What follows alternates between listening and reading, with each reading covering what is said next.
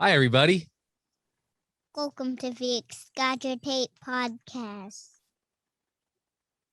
It's time to think things out. That's right. Welcome to the Excogitate podcast. You're here with me, Michael Kissel, and Eric Mosher, pastors, reverends, very reverend. Eric Mosher and Christopher McLaughlin. And I'm gonna have Eric kind of take over sort of the hosting, and we're all going to be contributing to this great conversation on children in the crosshairs about the COVID response and some of the damages caused to children. Go ahead, take it away, Eric. Yeah, so Eric Mosher here. Really excited to have this conversation today about a pretty unfortunate subject, talking about how COVID has sort of made kids the victim, which the irony of that is that they're the safest demographic across the board, right? If a kid gets COVID, they're safer than any other demographic. Yet somehow we've turned that around and actually made them probably the worst victims throughout this whole thing. So the goal here today is to kind of have a discussion of the chronological steps that have affected children, not just in the United States, but worldwide, talking about the physical effects, the mental effects, cognitive effects, and also the spiritual effects of how we have handled, we being the adults who run the world, have handled the coronavirus outbreak over the past 1.5-ish years, and how the children have been victimized by that. So I know, Chris, you had some insight right off the bat about how children outside of the United States were victimized by the shutdown within the United States. So why don't you tell us a little bit about your thoughts on that? And then I want to hear from Michael as well, if you want to add in. Yeah, I think one of the tragic things that we have witnessed over the year and few months has been that the needs and desires of adults have trumped the needs of children. And so with that, we have found just a staggering lack of concern for the health and well-being of children across the board, almost as though they are an afterthought. And even when there are stark warnings for us of the dangers presented to children, adults have not given enough consideration to those potential risks. And the most notable example of that early in the pandemic, as so many were struggling to figure out what was happening, what the trajectory of the virus was, what the consequences of the economic shutdowns would be, especially in the West. And so as we were processing all of that, the UN came out and warned us that poverty could take the lives of 700,000 children who are already in nations whose food supply chain was in danger, and that 700,000 plus children could die as the result of starvation. And when this was presented by the UN, the Western world largely met this with a collective sigh. There was almost no concern, especially in action. That did not lead, that sort of news from the UN, that sort of projection did not lead to any sharp reaction. And we were told that tens of thousands or hundreds of thousands of adults could pass away as a result of the pandemic over the first few months. And we shut everything down, schools, and we're going to talk about this, churches, other public places. We limited people from visiting loved ones in nursing homes or even gathering together in homes with healthy adults immediately, because we were so concerned about the health and safety, the needs and the desires even of adults, that we were willing to go to those great lengths. But the thought that there would be some child in Africa, in another continent, or in another country where their food supply chain was already vulnerable, that child would be crying out, desiring to have food, never to have that need met, and that child would die, never having food. And we could stop that by having our economy opened up, we could take drastic steps to make sure that these vulnerable food chains, that their needs would be met. We gave no concern to that whatsoever. And that for me was just the beginning of the awareness of all of the wicked, and I don't have another way to frame that, mindset and the indifference that adults have, especially in our country, when it comes to children in third world nations who do not have access to food. So I want to jump in here because earlier on, and I just wanted to double check this to make sure that I wasn't wrong. You said 600,000 to 700,000 children. It's 6 to 7 million children. It's not 100. It's not 100,000. The official UN report said that 6.7 million children under the age of 5 will suffer from wasting. We estimate that their report estimated that an additional 10 to 15 million people would die poverty-related deaths due to the response, and that 75% of them would be children. So that's anywhere between 7.5 million and 10 million kids, a little bit more to children. They're talking about an additional. They're talking about a doubling of the world's starving population. Now, understand, starving doesn't necessarily mean dying. That 10 to 15 million is dying, and the estimate of that is that 75% of them will be children under the age of 14 in that report. But by the way, that's something I wrote about even before the UN report came out, by basing it off of what happened in the world after the 2008 economic collapse, which, being a post perspective, gives us a good idea of what the economic impact is, right? We were talking about a doubling of the world's, more than a doubling of the world's starving population. We went from 135 million people in the quote unquote starving category globally to over 365 million people in the starving category. And the majority of them that suffer are going to be kids, because obviously families with kids have the hardest time making ends meet when things get difficult. They've got more mouths to feed. And so what often happens is those little mouths get less. And I think what you said, Chris, is really important.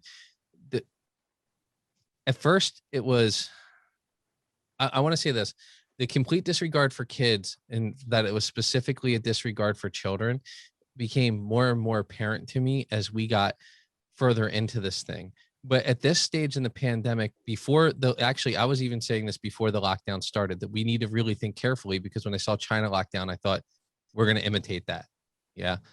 And in fact, I thought it so strong that I went out and I bought a second freezer to put meat in, because I thought it was coming, the lockdowns. And I was concerned that there'd be shopping days or not shopping days. But that's another story. And so we could see it coming, and I was saying, look, this is going to have an impact. Somebody needs to weigh the cost of that versus how many people we see dying. And then I think it's a reasonable question to ask the age of the people that are dying. But I thought originally that it was just that we didn't care about people in the third world. And I still think to a certain extent that's true. But knowing that it was 75% kids that were likely to be the poverty-related deaths were going to disproportionately fall on children, to me, that was like, okay, so if COVID's primarily killing people 75 and older, we know that, right? And the percentages are, I don't mean to sound macabre here, and there's probably some older people who might be upset with me saying this, but like, look, if you're over 75, you've at least had your chance to live your life. Mm-hmm. You've done some things, right? But can we all agree? And because I think this is important to agree about out the gate if we're talking about values and everything. We're not really confused. It's a different type of tragedy when a 5-year-old dies than when an 80-year-old dies. I mean, you guys agree with me? Oh yeah, absolutely. Yeah. And that's because, we understand all the potential that their life's out in front of them. And don't get me wrong, my dad's turning 80 soon. I love him. In the reality that one day he's probably going to pass is real. And I don't want to see that. But it's a little bit different being 80 or however, God willing, he's around for another 20, 30 years, whatever, right? It's different than losing a child. And not admitting that or acting like a life is a life or whatever. And like it's almost like people have this fake mentality and their selfishness that I think drives a lot of this, Chris. And I was interested, or Eric, you can kind of handle this however you want to, but it seemed to me like people had this sort of foolish idea in their head that any of us are getting out of here alive. Like, yeah, whatever your whatever your eschatology is, your belief about the end times. Like, if Christ doesn't come back, I want to keep it simple and not get into that. If Christ doesn't come back, I've got news for everybody listening, and sorry to be the person to do this. You're going to die. It is going to happen. Right? And being closer to a date certain certainly means I feel so strongly about this. It's so important to talk about. And I'm sorry, I know I'm going on, but it's like in the Old Testament, they have the years of Jubilee, right? And if you guys familiar with that, and it was basically an agreement that land would revert back to its ancestral ownership. And if you're like, what the heck is he doing talking about? Just listen. I promise it connects. If you bought the land close to the year of Jubilee, right? In the Old Testament law, it says that you're supposed to pay a lesser amount because it's going to revert back to the other person. Right. And back to their ancestors. And so it was not fair to require somebody the full price. You shouldn't cheat anybody. And like, look, if you're getting closer to that great Jubilee of your eternity, hopefully, if you're a believer, and that's what it's going to be. People don't correct me that it's not a Jubilee. I don't want to get any of those angry theology. I'm using it as an analogy. Okay. Not an official syllogism for your theology. Anyway, we know that, right? Like, your date certain does, whether or not you like it, devalue the thing that you're holding. And when the thing that you're holding is your life, like, I'm sorry, but like, there's a relative value of your life against a child's life. And to me, those two things are just not equal. And pretending that they are, you have to like live in this illusion or this self-absorbed illusion that you're not going to die. Mm-hmm. I think that does a great job of framing our conversation today, just in general. I mean, ask this question: would you rather one of your parents die or one of your children die? And then instantly you know exactly how you feel about life in that way. But I think, I do want to go back to this, that it does have to do with us not caring about life in the third world. So like you said, there's a scale, right? If the person with less time left in their life has less potential to do those things, more things in their life. And I think that as Americans or Westerners in general, we kind of have this unwritten idea that, well, because of where we are and because of how we were born and because of I'm not falling into that idea of privilege, right? Like, but think about it, the leftists that shut our country down, who want to tell me to check my privilege all the time, they sure don't have a problem ignoring the deaths of children in far off places and in third world countries. Well, but only children I want matter, right? Didn't abortion teach us that to the left? Right. Only children I want. Well, not just that you want, but that have, survived and been born. I mean, that's when you become a child. It's, it's not, all of the human characteristics that we carry in the womb with us. No, it's only once you've passed the birth canal. The people we don't have an emotional connection to aren't people, right? Yeah. So Chris, what do you have to say about all this? So weigh in a little bit on what Michael was just talking about. You don't have to necessarily talk about the year of Jubilee, but what about the other pieces we were talking about there? Well, I want to address the fact that this is the trajectory of our society at large. What we have witnessed from an agenda, from a progressive agenda, is that the desires of adults always trump the needs of children. We find this with parenting, as we find same-sex so-called marriages, where the needs of children to have a father and mother are not important to that agenda. In fact, we're supposed to pretend as though mommies can be good daddies and daddies can be good mommies, as Ryan T. Anderson would say, and this is an illusion. Or the idea that we have to not care about the dangers of children in dressing rooms, in showers, and things along those lines, that those do not matter so long as the desires of adults are met. And so this is the trajectory of our society in general. And I would like to say this about the health risk, where some may think that what we're saying is just about the comparative of health risk between adults and children, but that's not the entirety of it. What we are discussing is the illusion of safety and our willingness to trade the illusion of safety for adults with the known risks for children. And we're willing to walk into that eyes wide open, knowing the real psychological, emotional, physical, and spiritual risks for children. And we are willing to trade an illusion of safety in adults for that. And then I just want to say one other thing, and I think probably Kissel will want to jump in on that maybe, but I want to say this about, we're talking about the third world children. And one of the things that I find most striking about last year is that over the course of the last year, in our society, we have had so many discussions about privilege and about racial differences and about class differences. And we've had all these discussions about making sure that somebody who is underprivileged, somebody who is vulnerable, that their needs are being met, that they are not treated as second-class citizens. And this has been discussed in many different ways. But even with that happening, we know that brown and black children in third world countries are more at risk. And even though we know that, our society has not cared whatsoever about the risks imposed upon those children. And again, we're willing to gamble the illusion of safety for their lives, knowing that these largely black and brown children around the world are going to be screaming for food and never going to have it. That's right. So, Michael, why don't you talk a little bit about that whole concept? Because I saw you getting really into the concept of the illusion of safety. And I think, Chris, that's a great way to put it, that, you know, even just feeling like we're safe, even when we're not any safer for it, somehow is worth the risk towards children worldwide. You know, I think there's so many things that Chris just said that I want to jump in on. And on that risk aversion, you know, there's this bias that we have. It's cognitive. It's normal for people to identify a risk and then go out of their way to eliminate it, even sometimes incurring greater costs. And so I get that, because the thing that we fixate on, we become almost psychologically unwell if we find no way to remedy it.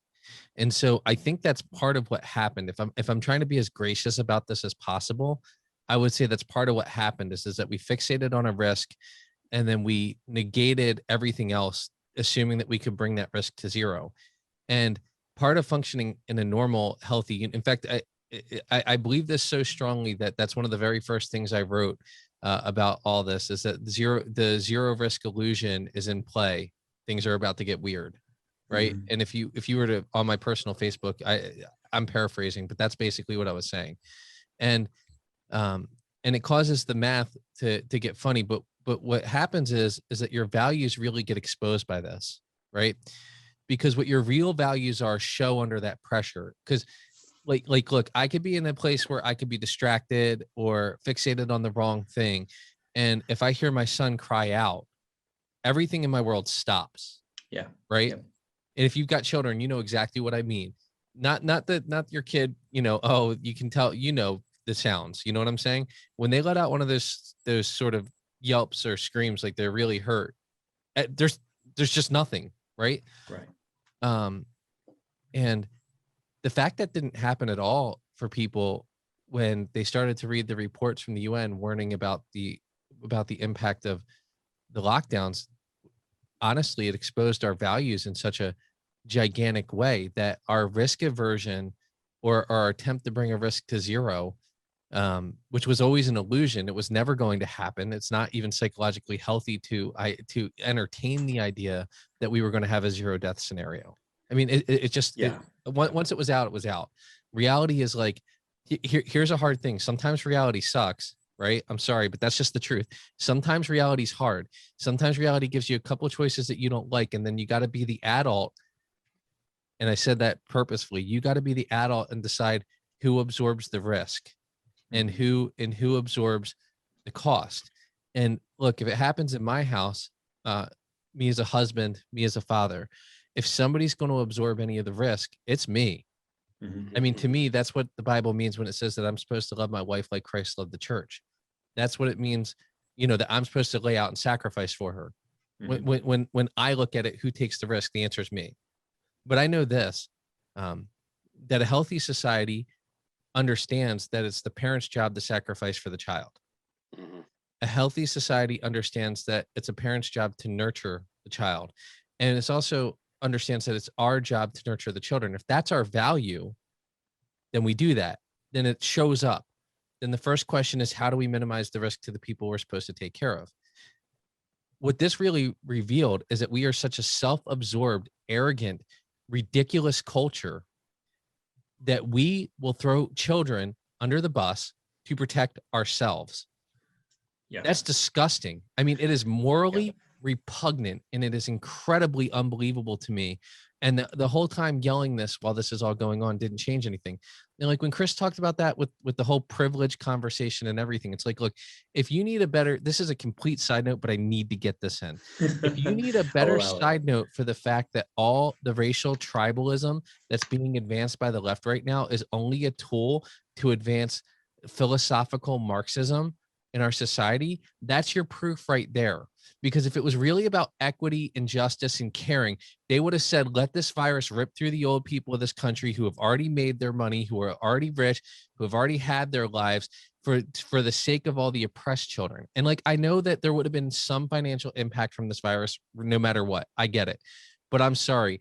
If you think the idea that a virus that kills somewhere between 1% and 2% of people who get it would have caused this type of massive economic problems and starvation and damage to children, you're a fool. Because realistically speaking, we're really only in the first couple of generations of human beings that would have even known this virus was happening, because we wouldn't even have had the advanced statistics. We would have just thought it was a bad flu and cold year, and that's it. And we'd be talking about elevated deaths amongst older people, and life would have actually more or less gone on, except for some of the people getting, more harsh things. I'm not trying to minimize COVID. Somebody's going to say you're minimizing it. And like, I'm not. I'm just saying that at this death rate and at this illness rate, it wouldn't have caused 7 million children to starve to death. Yeah. Yeah, absolutely. I think, so you talked about a couple of things. I mean, the whole zero risk idea, let's keep in mind how close to a zero risk COVID is already, especially among children. And yet we've thrown their bodies against foundation, right? So I think that COVID has really spotlighted. It hasn't made us care less about our children than ourselves, but COVID has just spotlighted the fact that we pretty much just care more about ourselves than our children, right? Did I switch that the first time? Either way. No. Can I take one quick variance here? I agree with you about our children. I do absolutely 100% believe that isolating people away from normal family activities and children in general has made people care about children as a group less. And the teachers unions prove that, by the way. Yeah. And so, well, that's an excellent segue. So we've talked about the big upfront, hey, if we shut everything down, we're going to kill kids by proxy through starvation, but we put on our blinders and just kind of focused in on, but how do I save me? And how do I save my family here in the West, even if it costs lives over there, and keeping in mind that we didn't really save anyone, right? So we talked about that too, but let's move forward in the timeline here. So what do you think, and Mike, I'll let you go first this time, and then Chris, you can follow up. What do you think the next step? So chronologically, we had the economic shutdown that caused widespread starvation and is still causing widespread starvation. Chronologically, what do you see as the next step in what has amounted to civilization-wide child abuse based on COVID? So we took away kids' social activities. We took away their sports. We took away their schooling. And the schooling thing is so multi-leveled, right? And I'll let Chris speak to some of it. But one of the big things that child abuse experts were warning from the offset was that we're going to have an increase in depressed parents who are not able to financially provide. And that this is a harsh truth for people to know, but not everybody who beats their kid is a pathological child beater. Now, don't get me wrong, they're wrong no matter what. I'm not justifying it. But we do know that stressors and economic conditions do increase child abuse. We do know that substance abuse, which went skyrocketed among adults. Right. You know, I couldn't even give a number to it, but I believe that, you know, a couple of well-known alcohol companies like doubled their profit margin, double their profits, not their margin, but doubled their profits over the first year of COVID. And so alcohol is that type of consumption signals problems, potential problems for children's safety, right? And then you're adding to it, and these experts said this before or during the early stages of this, you're adding to it the fact that people outside of their home are not seeing these kids. And so the ones who are pathological abusers are going to kind of have the knowledge of the fact that they're probably not going to get caught, right? And they're not going to have to explain their kids' bruises and things like that. And that's an awful thing. And I guess the first part I want to say about that is that this is now locally here in our country, locally and in our nation, our political leaders showed extremely little concern about addressing this. Even if they decided that lockdowns were the way that we had to go for whatever reason, and some other time I'll share my theories about why we went that way in reality. But you know, even if we were going to go that way, like there was not this grand effort, societal effort to say, hey, listen, you know, we need to do something. We need more social workers out there, because we were telling the social workers to worry about themselves. You know, canceling home visits. We were canceling kids meetings with their pediatricians and healthy child checkups, which is one of the ways, by the way, that's actually one of the ways that most abusers get caught. Or I shouldn't say most, but many abusers get caught. I know my wife being in healthcare, and she was in a community clinic back when we were in Boston, and I don't know anything HIPAA violated because I don't know the individual patients, but I know that, you know, it happened often enough in the child's clinic that they found signs of abuse, that they had like the social work and police on speed dial for it. Right. And she saw several kids who were beat so bad, you know, the signs of bruising and everything underneath their clothes and everything were so bad that she immediately, like, they're like, we can't let this kid leave the building with this person. You know what I'm saying? Right. We took away those doctor's appointments even. Right. Yeah. And so we don't need those. And we knew, and it's not like I'm trying to emphasize this, because we knew. It's not like we didn't know that this posed a risk. We knew. Right. And we didn't even care enough to make some sort of secondary effort, because we were busy telling the doctors and pediatricians to protect old people, to limit the spread. So screw seeing the kids. I mean, how awful is that? Yeah, for sure. For sure. Yeah. I mean, you're right. I don't want to step in too much here. But again, we're just seeing the pattern, right, of this spotlighting the fact that, hey, it's not our kids, right? It's not our kids. So let's just leave it to the least, you know? And again, we want to talk about privilege and we want to talk about all these things. But then when it gets real and reality, which you've already said is harsh, or I think you said it sucks, sometimes it does, the reality is still out there, and yet we refuse to address it. So Chris, did you have anything to add to the conversation of kind of how we locked kids in with their abusers, took away the outlets and locked them in with their abusers? Well, I might just dive into the topic of education itself. And I think that's where we were going. And that was one aspect of it. I don't really need to expand on that. That was very difficult to listen to. And I don't know that, you know, continuing to even talk about that is, if that doesn't like strike your heart, I don't know that anything further I'm going to say is going to help you. Yeah, that's fair enough. So let's go then. So that was just one small aspect of the greater problem that I think you want to get into, but just to frame it for the listeners. So moving forward from that starvation piece, and then the lockdown itself being, you know, a catalyst for increased abuse, not just from pathological abusers, to borrow the term from Kissel, but also to introduce new abusers due to harsher environments, depression, increased alcoholism. So moving forward from there, the reason those kids were locked at home is because we could talk about the teachers unions, the educational system, all of that stuff, but because we shut down our schools. So Chris, what do you see as, you know, the overall impact that closing down our schools has had on kids? I know that's a big question, so take it however you want to. Well, I would say this, we have no idea, and we're not going to have any idea for 10, 20, 30 years. But when we do get all the data and it's collected in, we can be sure, because of the early returns, that it's going to be devastating.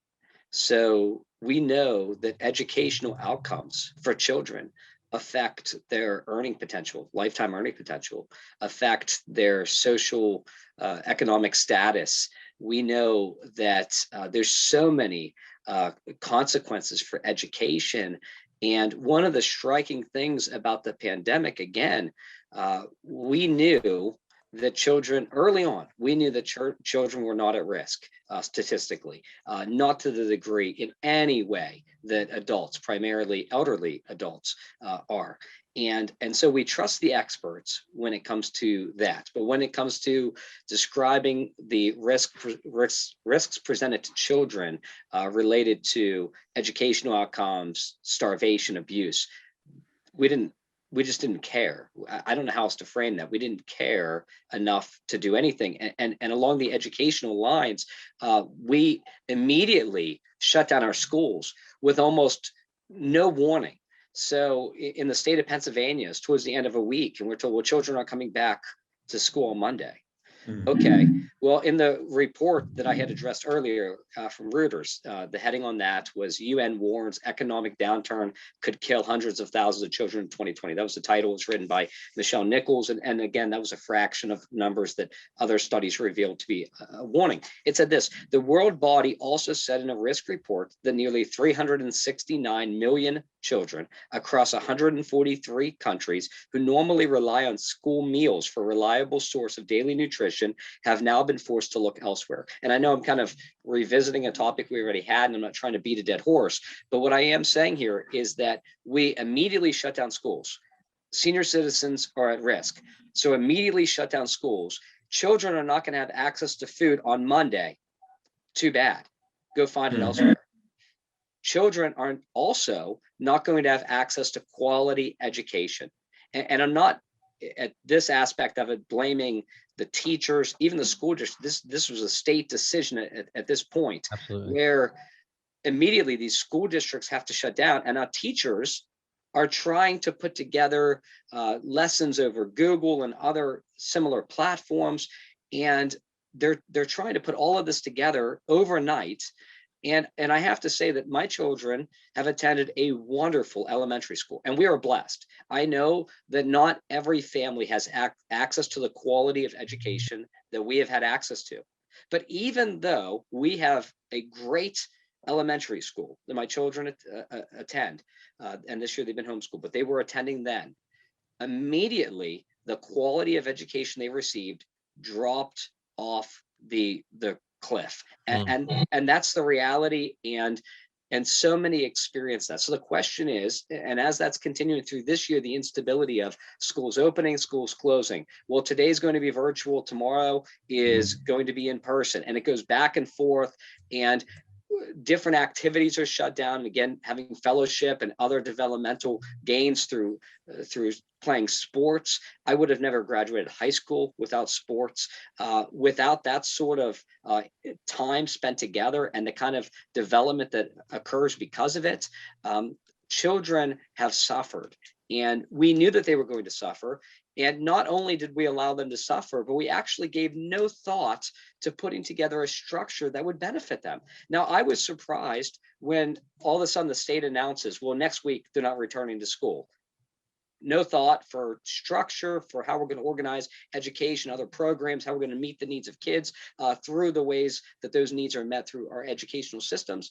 But then even in the late summer, after having months to prepare for that, school districts were still not given clear directives from the state on what they were supposed to do. And this is one state amongst 50. And I understand that this was very common across the United States, where parents still do not know going into August what was going to take place, how their kids were going to be instructed. Is it going to be in person all year? Is it going to be virtual all year? What sort of activities are going to be provided?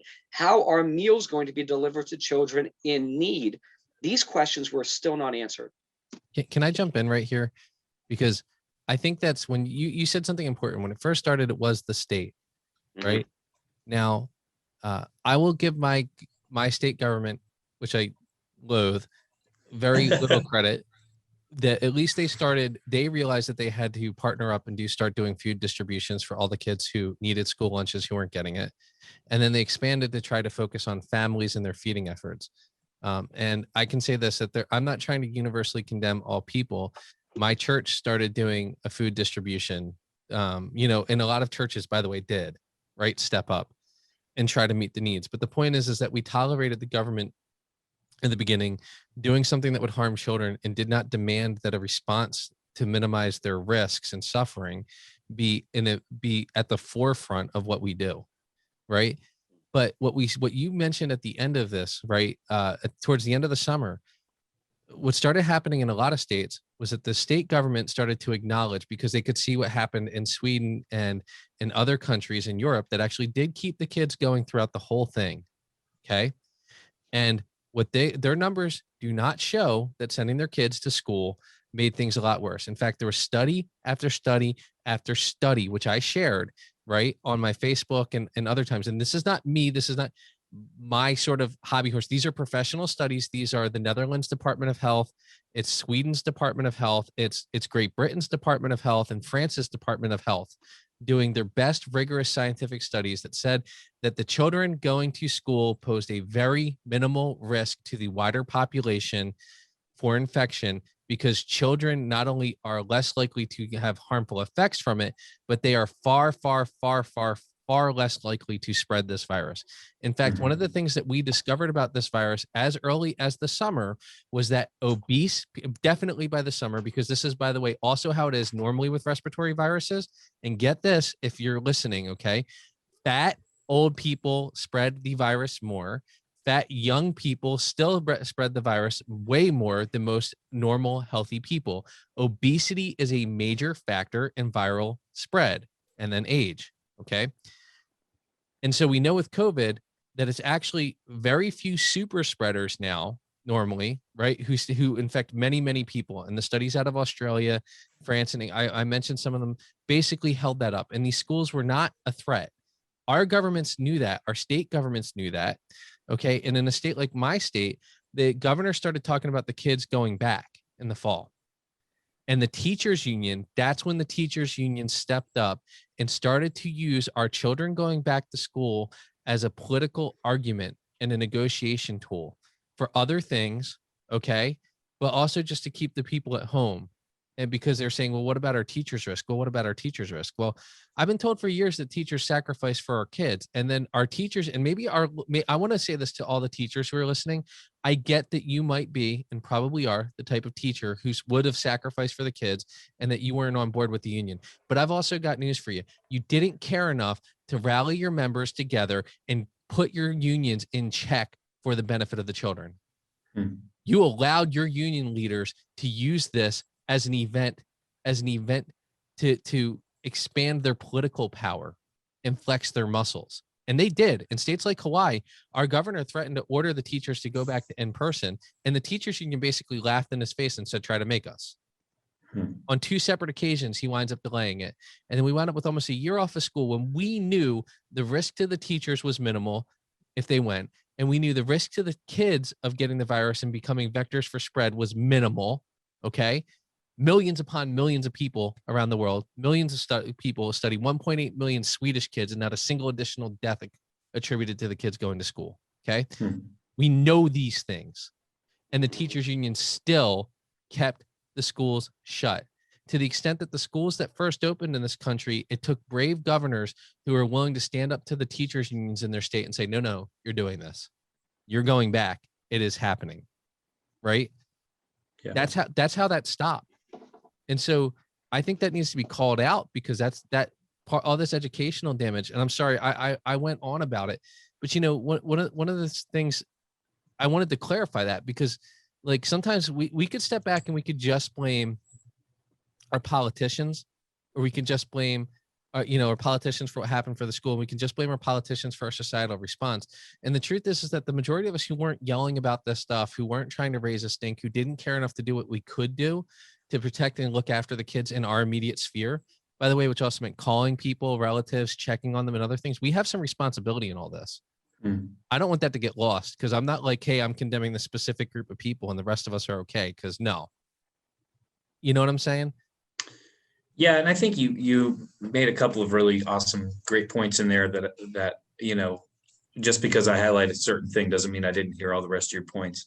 But I want to go back to Chris for just a second. Chris, you really nailed it when I asked you what the effects of closing schools were or was, and you really nailed it, because we really don't know, and we're not going to know for a long, long time. I think that is just the best answer we can give to that. But here's what I'm afraid of, and you guys can tell me if you're afraid of this too, that you said it, we're not going to know for 5, 10, 20, 30 years before we can get quantitative data on all of this. Are we ever going to hold people responsible? I mean, really, if we're not going to know for another 30 years what exactly we did to this generation by taking them out of school, are we ever going to hold anyone responsible for that? There's no chance that on a societal level, people are going to be held accountable for this. Yeah, absolutely not. And so as we move forward, the only thing we can do is to do exactly what Kissel was just saying, and that's rally and make a change. If we need to see a change, then we need to make a change. Yeah, absolutely. Absolutely. So, and so we've got this, to reiterate, we've got this global starvation that we caused by shutting down our society. We locked kids into their homes with abusers. We shut down school. Let me just ask, have either of you heard anything about whether, there were successful implementations of online learning without hiccups? Because I really haven't heard anything positive about the hybrid learning situation or anything like that. So, and I'm willing to admit that I may not have heard about them, but I just haven't. Well, so you guys are both future doctors in education, so you're probably both better suited to answer this question than I am in some ways. But I want to make sure I say this. I've done a lot of reading about the influence of screen time on young minds, a decrease in patience and impulse control that comes with excessive screen time use. This stuff, it'll be debated for a long time whether or not it's truly causal or correlative. The fact that we see more and more screen time seems to lower kids' impulse control significantly, which also means it increases their violence. It also means that it increases their unhappiness during their life. Because one of the things that we can see, it's called the marshmallow test, is that impulse control, your ability. So if you look it up, I'm not going to explain the marshmallow test because I can get technical and boring. But basically speaking, what it demonstrates is that children who are able to delay and people who are able to delay gratification for better results in the future are the happiest segments of our population. It is the number one determiner of success materially in this world. It's got a stronger correlation to success than IQ does, which is a very strong correlation to success, right? And so when we look at that, part of what I'm saying is we know that putting kids in front of the screen time, we just see the ability to delay gratification drop way off with hours increasing looking at screens. And then we sat the kids in front of screens all day. And that's part of that. We won't know for 20, 30 years, but some of it we can already see. Right. And I've talked to friends who told me, it's like, man, it's like all of a sudden my son's having behavior problems he never had before. Right. And it's like, what's going on? My kid's having this hard time listening and I don't get it. The other thing that we already are seeing some results from, and I want to make sure I say this too, is we're seeing an increase in speech impediments and a need for more speech therapy. And part of that's because children's brains are hardwired to learn how to talk by looking at your mouth, which is, by the way, parents, why you don't do this, right? And just like I sound and everything, and you can't see my mouth. I'm doing that on purpose, right? Well, if your child doesn't see your mouth moving, it makes it hard for them to learn move their mouth properly. And when they talk, and so they speak less clearly, which is going to inhibit them. And longer term, because the time in their brains neurologically for language development is now, right? Is when they're younger. And so that has an impact that I think we're already seeing some of that. I mean, you know, I'm hearing people, and I've read some things from speech therapists saying that that's already happening. And I'm sorry, but your original point was, did anybody do good with it? And I'm saying these things as a part of the answer to that question. In my personal estimation, there are some things that a screen can't do, and those are just a couple of examples. Another example is that there's not a sense of closeness or proximity the same way. There's not the social interaction, right? It's a screen. I mean, we know this. There's been countless studies on how this, even adults, how this stuff impacts adult social behavior. Right. Well, I know, Chris, you've done some extensive study as far as educational technology goes, and so what do you have to add on this piece? Well, I think that there's so many contributing factors. My mind is bouncing around on different things. One of the things that our church did was in partnership with a local internet provider. We provided internet services for free for anybody Wi-Fi who wanted to park in one of our parking lots and use that, because we were in a poor community. And the hope was that those who did not have internet at home would be able to have access to virtual learning environments. What we found, and I live right across the street, was that despite the fact that there is widespread limited access to internet, especially high-speed internet in my community, in the first few days, we had at most 2 vehicles parked there.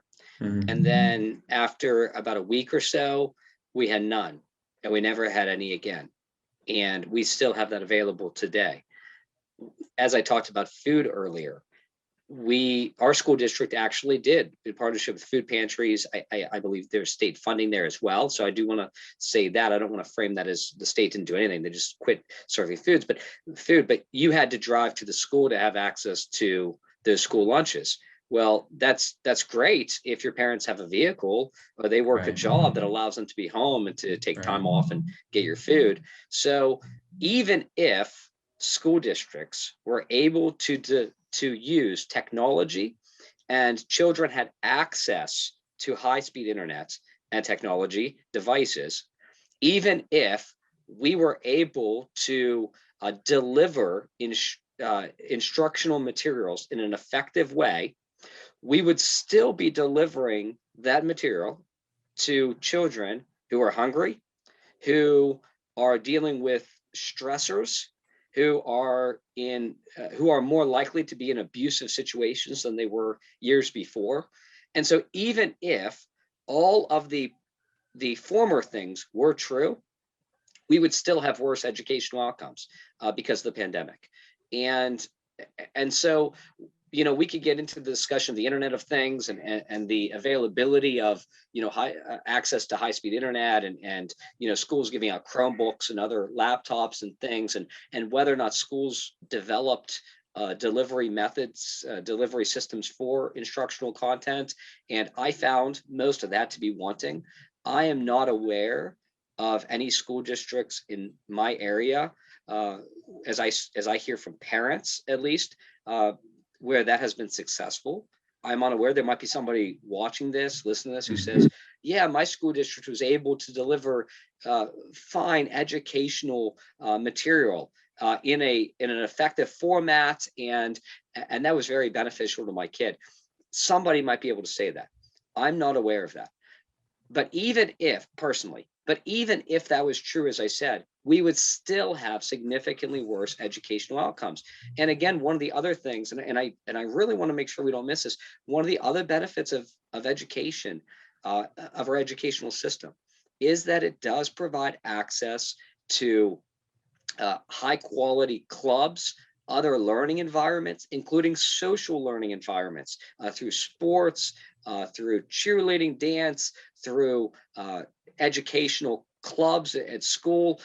These are opportunities for students, such as in robotics programs, to have access to fine STEM programs and to learn things like robotics. There's robot battles in our community. It's hosted by a local college, and there's access to content like that. Well, that all was gone. So not only do children not have access to the same sort of instructional material, but now they're not even given an environment in which we know children are more likely to learn and to develop in a healthy way. And so all of that went out the window. And so I'm sorry, that was a little bit of rambling, but I don't think that high quality instructional material was presented. Even if it was, I would think that those children who were less likely to have access to high-speed internet, they would have worse educational outcomes. And even if that still was not the case, we would still see really harmful educational outcomes because of all of the other structural issues in our system. And isn't it funny that some of the people who rail so hard against homeschool, saying that kids won't get socialized if they're not around big groups of people in person, suddenly have this problem where they can say, hey, look, it doesn't matter whether or not the kids are there, or hey, look, the kids just have to absorb it. And when you mentioned the extracurriculars, and I thought that was really important because like my son was taking Kempo, right? And he was learning some good self-control. In fact, it tells a story some other time, a proud dad story, where he used one of the blocking techniques to effectively avoid a fight. I happened to be chaperoning a school trip when that happened, and I was really proud, and it was good for him, right? And they took that away from him. And granted, my kids got me and my wife, and his school, because of it served mostly military people and everything, got an exemption and stayed open. That might upset some people to find out whose schools didn't get that, and that's rough. I'm sorry, but his schools and daycare stayed open, and so that was a major blessing to us. And he got to go out there and be with them, and also we were a little bit better able to manage work from home situations than some other couples, just due to unique setup that I'm not going to get into. But here's something that's really telling, and I wanted to look it up. It's this article that I found by Nick Tregle a few weeks back in January 30th. Nick Tregle of the BBC, and he was reporting, because the British people probably a little bit better on data collection than us. Sorry, it's just the truth. They took the mental health in children sort of survey. And what it showed is that in boys, the mental health issues, right? Children presented with serious issues or mental health problems increased over 6%, 6.4% in children who are 5 to 10 years old. Okay. Now it increased 4% in boys 11 to 16. Girls, it increased 3% between 5 and 10. But get this is shocking. Girls between the ages of 11 and 16, but by the way, this is the differential between their baseline in 2017 and then what they saw through the pandemic lockdowns in 2020. Girls with significant mental health issues went up to 20.1%, a variance of 6.2% in Great Britain. And from what I've seen, or in England, and so from what I've seen from other studies and things, and that's Nick Tregle with the BBC who wrote that article, and you can find the English National Institute of Health's studies on this. What I've seen from other countries is that's consistent, right? That these kids are having mental health issues. And when you talk about educational outcomes, look, I'm sorry, but Maslow's hierarchy of needs applies, right? You have greater needs, more immediate needs, and lesser needs, and your biological needs are greater needs. In terms of, I don't want to say that because I'm not a materialist, but in general speaking, a starving kid doesn't really care about what you're teaching. They care about food. And in general, a kid who's not getting those other needs met is not looking to improve or enhance the value of their life or focused on growth. They're focused on staying alive or coping with the things that they're going through. And because that's not good and normal and healthy for kids, no wonder we see this like massive uptick in mental health problems in children through these lockdowns. And again, I want to emphasize this. We knew going in. We certainly knew after the first couple of weeks of lockdown that this stuff was going to happen. You can find scores of articles from people warning us, but we still did it. And then we did it for a year. Yeah, we threw out the entire hierarchy for our kids for the sake of our own perceived safety, right? The physiological needs, the safety needs, the self-esteem. We threw all of that out for our kids for the sake of being protected from a virus that statistically speaking, wasn't going to hurt most of us, you know. So I think that we've really beat the schools thing pretty hard. I think that we've pretty much gone through that, but I know. I was about to give out my spikes, Eric. All right, let's get going. So we can jump. I'm just kidding. I know, I got you. So let's talk about this because Michael, this whole idea for this conversation came out of something that's relatively recent. And I don't want to step too much on what I know you want to talk about, but let's talk vaccine. Okay. So there's a lot of conversation around vaccine in general, but let's talk vaccine with our kids. Michael, let's hear from you. And then Chris, if you have thoughts to add, we'll jump over to you too, but let's talk about this. So, Dr. Fauci has made some suggestions, and I don't want to step on you, Michael, but just to frame this for our audience, made some suggestions regarding the COVID vaccine and our kids. And we don't need to be shy about the motivations. Again, this whole conversation is about how we are cowards and we're hiding behind our children. And so let's talk about vaccines, and not to say that anyone who is of consenting age who goes out and gets a vaccine is a coward. However, I'm going to let Kissel go ahead and frame however he wants to with this. So go ahead, Michael. Okay. So 2 weeks ago, the CDC approved use for children, emergency use authorization, and the FDA approved emergency use. So the two organizations, the CDC voted 14-0 in their controlling panel to allow emergency authorization for children between the ages of 12 and 16 to get the vaccine. And I want to make sure I say this about the vaccines. I am not an anti-vaxxer. I have had all my vaccines previously to this one. My son has had all of his vaccines previous to that one. My wife too. However, okay, I am a data person. I like to pour through the data. I like to know what I'm seeing. What's the risk versus the reward? I think all actions happen that way. And I'm not adverse to taking a look at societal benefit versus personal benefit for some vaccines. I understand a lot of that. And part of why I'm okay with some of these vaccines that maybe I stand less to be protected from than is because the group that we're protecting with them is actually the children. Normally, that's to say normally. Measles, mumps, rubella vaccines and everything like that, making sure our population stays vaccinated and these diseases stay away prevents a lot of childhood death. If you look at childhood mortality and the way it's dropped off in America over the years, if you don't count abortion, it's been huge. It's been a huge drop off. Again, not counting abortion.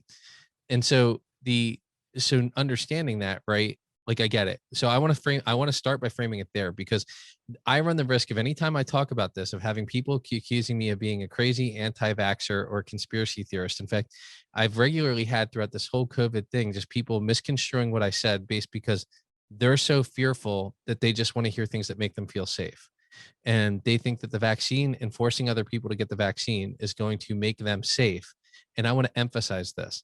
They do not understand the statistics at all on the vaccination, what's out there, what's public, what you can read scientific articles and studies about on this vaccine is completely understood by virtually every person I meet who I talk to about it.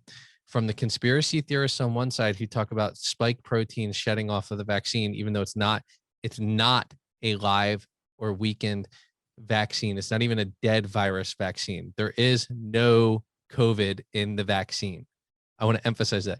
You cannot get spike protein shedding from a vaccine that does not have the virus in it. I want to make sure I say that, right?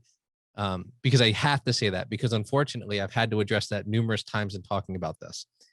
And if you doubt me, you can look that up. You can research it. An mRNA vaccine does not contain dead virus or a live weakened virus. That's not how it works. Now, okay, that being said, what we do know is that some people who get the vaccine will get the virus anyway. And we've seen some evidence to suggest that people who get the vaccine and still get the virus may still spread the virus. Okay. That's already in the research that's documented. Now, probably less. All right. So the vaccine's not 100 for preventing transmission and everything. And therefore, there's no conversation about whether or not the vaccine is protecting the population from mutations, because mutations happen when you carry and then spread. It does not matter whether or not you get results. And I want to say this too, and I'm sorry because this is technical and long, but I think it's really important to explain this to people. In general, most viral mutations lessen deadliness because mutations that increase deadliness limit spread and therefore are less likely to hit a broader section of people. There are very, very few viruses that have a very high coefficient of spread and a very high mortality. They do exist. They are real. It can happen. I'm not saying that it can't, right? Ebola's evidence. It definitely can happen. But still, the 90% or even greater than that likelihood is that with mutations, it weakens. And I said all that to say this. There's all these arguments for the vaccines being given to children, and I got to start there, that don't actually make sense. The primary purpose of these vaccines is to lessen the likelihood of death and hopefully slow transmission and prevent symptoms. Okay. It is not 100% protection. That's not what it does. Nobody's claiming that's what it does so then they started to recommend that children be vaccinated because they thought it would lower the amount of people able to spread it through our population. The problem with that is that we already know that children are very much less likely to get it. We already know that children are over 99.99%, right, able to recover. The very, very, very large majority of children will be less symptomatic. And the studies like I already cited earlier with schools, demonstrate that children are far, far, far less likely to be vectors of it, meaning to be centers of spread out to other people.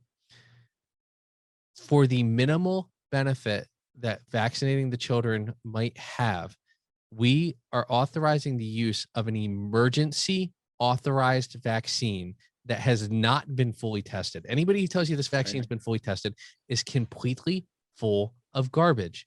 It has not been tested to the same standards. It literally has an emergency use authorization. Asking children to get a vaccine that does not protect them, but is for our protection, okay, and older people's protection, when it poses no risk to them, is morally perverse. It is deeply and deeply wrong. Okay. If that child does not have any elevated risk factor, you are literally asking the child to absorb the risk of an emergency authorized vaccine that we have not tested the long-term effects of.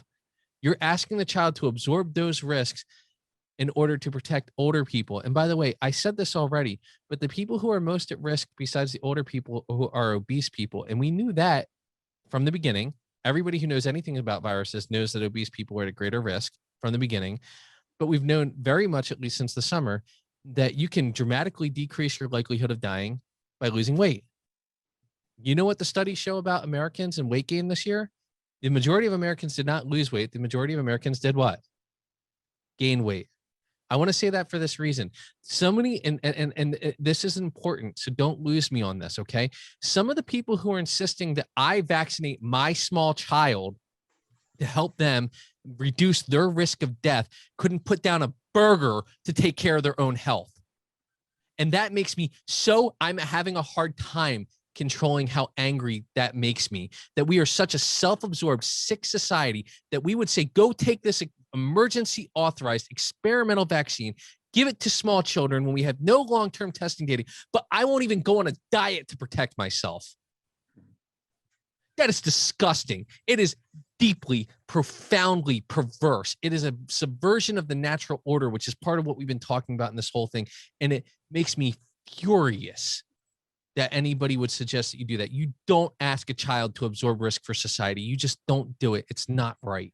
I'm sorry. I got to stop myself because I'm going to go more off. And I don't even know if I got to the whole point. Well, I think you did, and in typical fashion, a little bit beyond that point, but that's okay.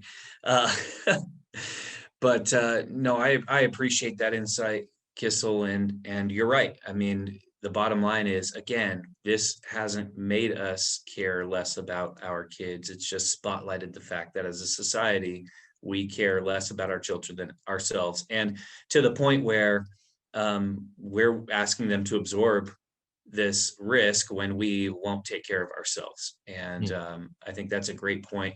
I've had a hard conversation with a few people throughout this whole thing where, we need to shut down and take the children out of it. We need to shut down our society. We need to shut down our economy. We need to do all this and all that.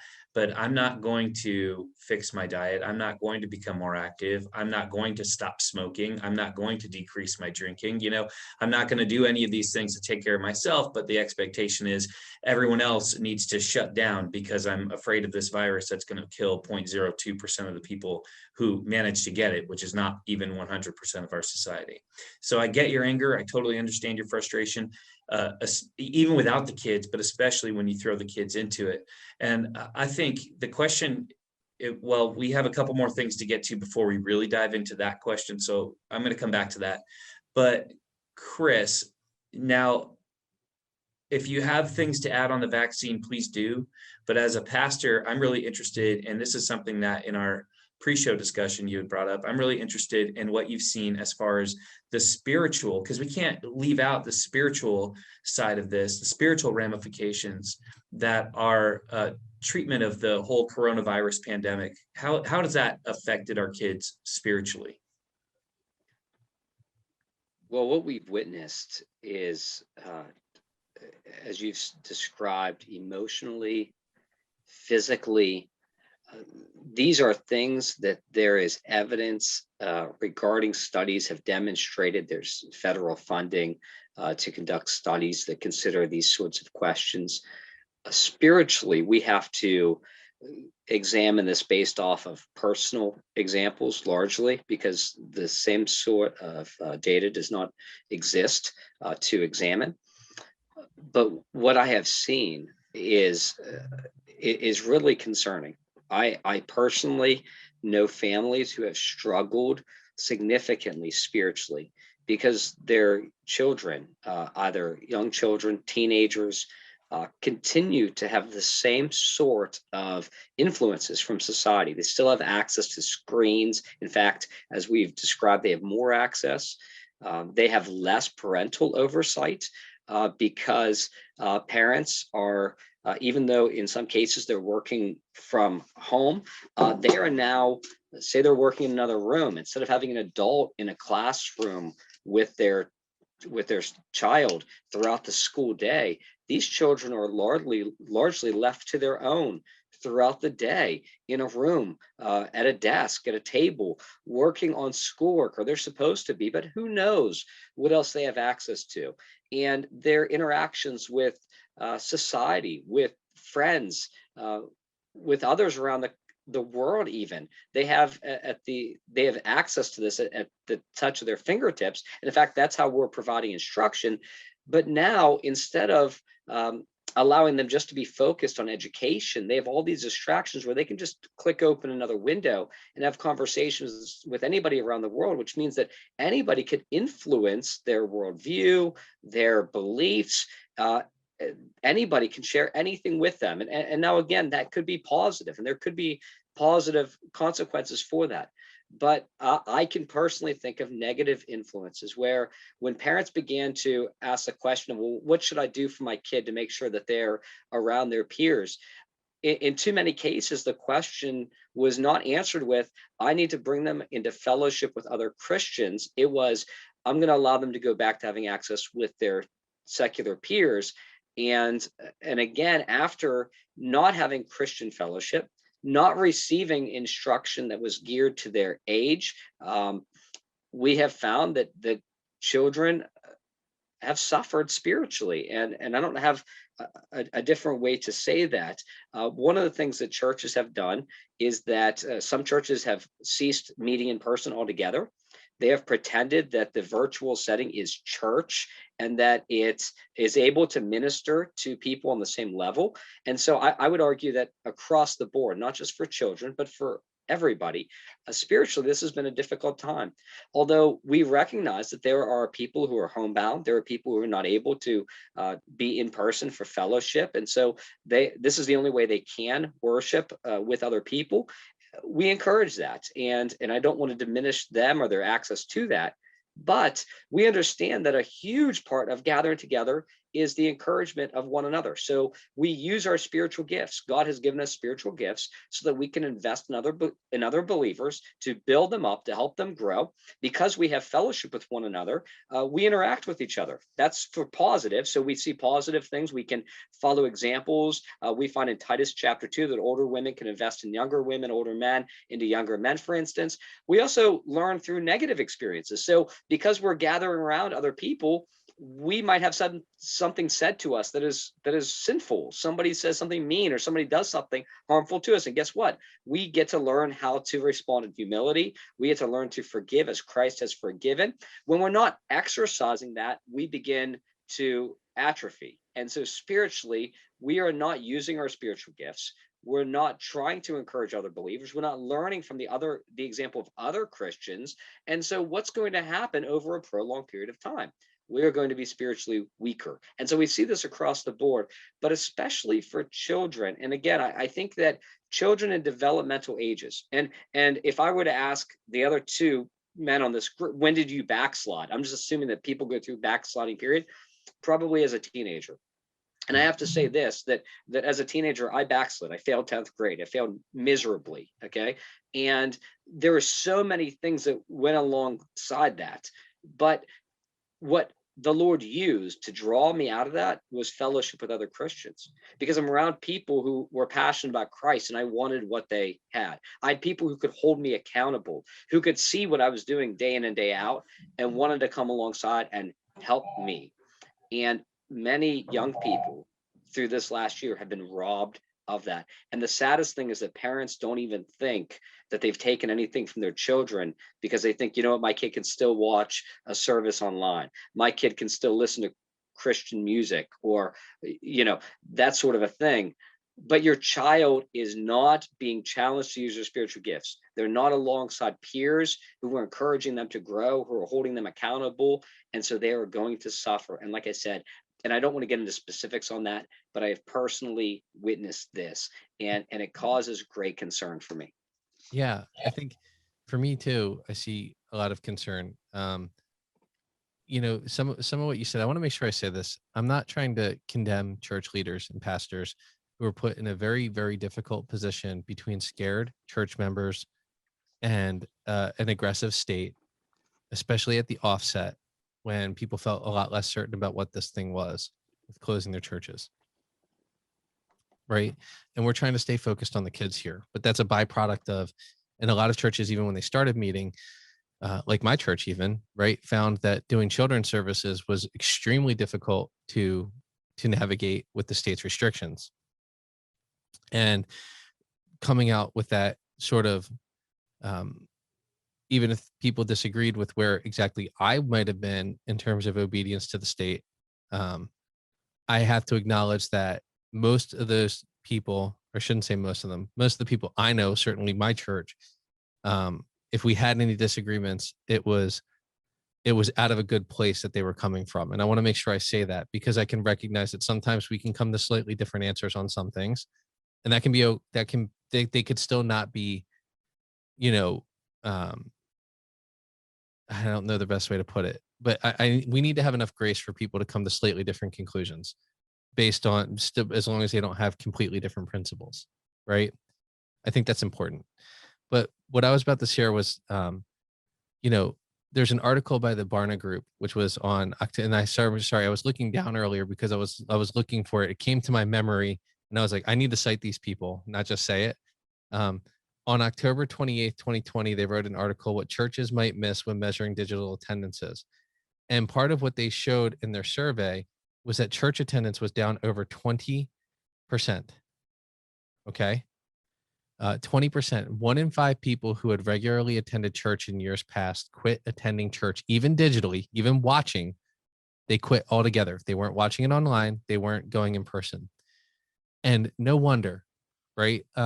Because what we've communicated to our kids is that there's things that are essential, but God is not essential. What we've communicated to our kids is the other things about making money and everything definitely come before God. That message is going to resonate a lot louder than a lot of people realize. And without a very concerted effort in your home, it's going to be incredibly insurmountable. It just is. That's just the truth. The brass tacks of the situation is that spiritually, what's the impact? Well, the impact is this, that we can see that it's going to be in a world that's less and less interested in church. We help show children that they needed to be less and less concerned with it.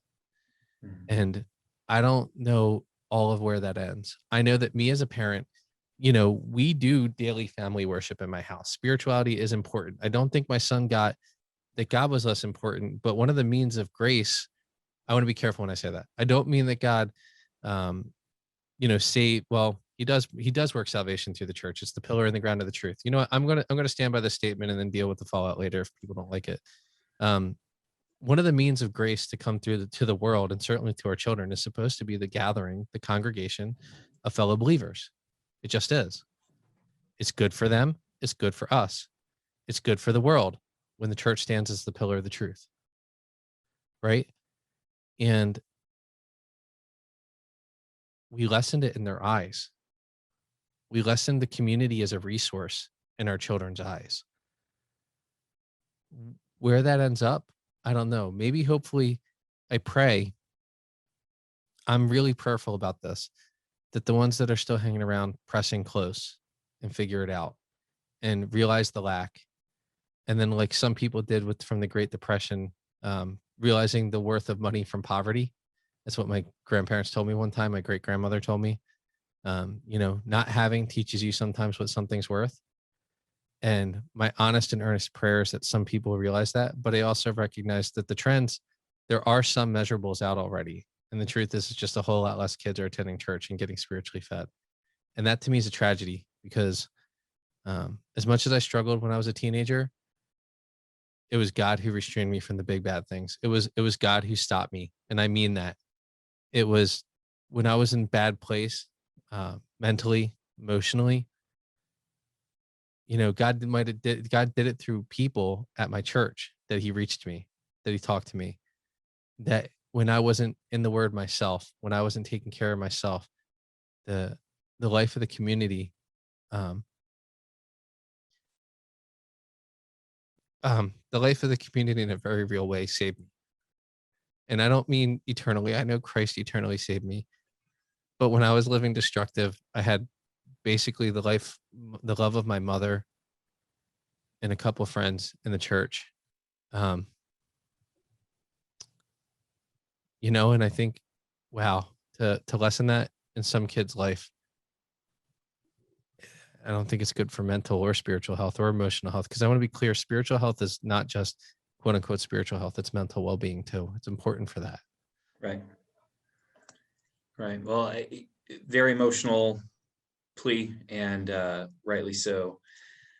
I think that to care for kids is to care for kids holistically, right? And so, we've talked about those physiological needs. We've talked about mental needs as far as education goes. We've talked about emotional needs and safe environments, and the ability to participate in teams and clubs and be socially interactive. And we've talked about spiritual needs, which, just to weigh in a little bit, the church is not the primary discipler of children. Obviously that's your role, parents, to be the primary disciplers of your kids. If you haven't realized yet, that is the truth. But the bottom line is, they are meant to be in church, worshiping and celebrating God with, whether that's with the adults, the way that, Michael, you prefer to raise your son, or with the kids. This is how I do it. It doesn't matter. The wrong way to do it is to plop them in front of a screen and try to tell them that that's church, and it's not. Let's take just one more minute here and kind of wind things down. So again, just to reiterate, the purpose of this conversation today was to discuss how we've kind of overall, as a society, abused children throughout the COVID process. Mistreated our kids, whether that means to relegate them to second place as far as their safety and health goes, or even to completely downplay their needs entirely for the sake of our own sense of security or even actual security. Why don't you guys just take just a minute and kind of wind things down? I just want to thank everyone for watching today, and we're looking forward to another conversation here again soon. If you have something that you're interested in hearing about, make sure that you reach out to Michael. You can comment on this video, and make sure you guys check out excogitate.net for more articles and a back catalog of podcasts that's really, really powerful and enlightening. So thank you again for being here today. Chris, why don't you give your final thoughts, and then Michael, you can give your final thoughts as sort of a sign off. How's it sound? Okay, go right ahead, Chris. So our discussion today has really been two-part. It was, who is at risk? What are we willing to risk? And as we have had this discussion, we have looked at the fact that early on in the pandemic, we knew that children were not statistically at risk from dying from COVID-19. Nevertheless, children were in grave danger. We were willing to risk the welfare of children, their emotional, physical, and spiritual well-being for the safety of adults who could, in some cases, reduce their own risk factors by taking some responsibility and initiative. They did not.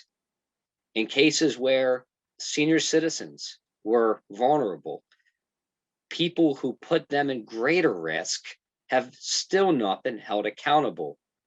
But we responded by putting children in greater risk, and we continue to even now. One of the ways that we have doubled down on that is by communicating to children what is and what is not essential.